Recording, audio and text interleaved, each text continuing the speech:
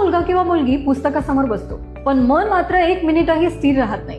हे नखरे नाहीत, ही तणावाची स्पष्ट निशाणी आहेत. आज अनेक विद्यार्थी अभ्यासात कमजोर नाहीत, तर त्यांची एकाग्रता कमी होते आहे. अभ्यास करताना लक्ष लागत नाही, डोक्यात सतत विचारांची गर्दी, परीक्षा जवळ आली की भीती आणि रात्री नीट झोप न लागणे, फोनकडे सतत मन ओढत जाणे आणि हळूहळू कमी होणारा तो आत्मविश्वास. आणि या सगळ्यांचा परिणाम फक्त अभ्यासावरच नाही, तर तब्येतीवर, जेवणावर आणि दैनंदिन ऊर्जेवरही होऊ लागतो. सतत थकवा, चिडचिड आणि वारंवार तब्येत बिघडणे हे दिसू लागते. या लक्षणांवर जर का दुर्लक्ष केलं तर त्याचा परिणाम मुलांच्या गुणांवर, एकाग्रतेवर आणि मुलांच्या आयुष्यातील भविष्यातील जे काही डिसिजन्स आहेत त्यावरही होऊ शकतो. पण काळजी करण्याची गरज नाही, कारण अस्मिता हिप्नोथेरपी मध्ये डॉक्टर विजय कुमार काळे यांच्या मार्गदर्शनाखाली सबकॉन्शियस माइंडवर सायंटिफिक पद्धतीने काम केलं जातं.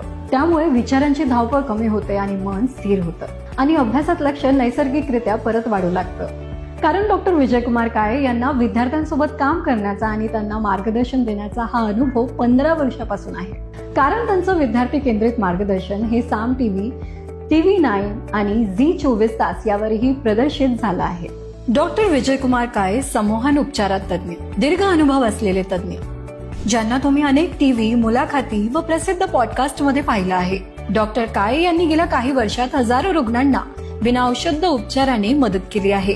त्यांच्या कार्याची नोंद the great Indian book of रेकॉर्ड्सने घेतली आहे आणि त्यांना अनेक राष्ट्रीय व आंतरराष्ट्रीय पुरस्कारांनी सन्मानित करण्यात आले आहे. तर वाट कसली बघताय? तुमच्या मुलासाठी आजच अस्मिता हिप्नोथेरपी मध्ये तुमची अपॉइंटमेंट बुक करा आणि त्यांचं भविष्य सुरक्षित करा.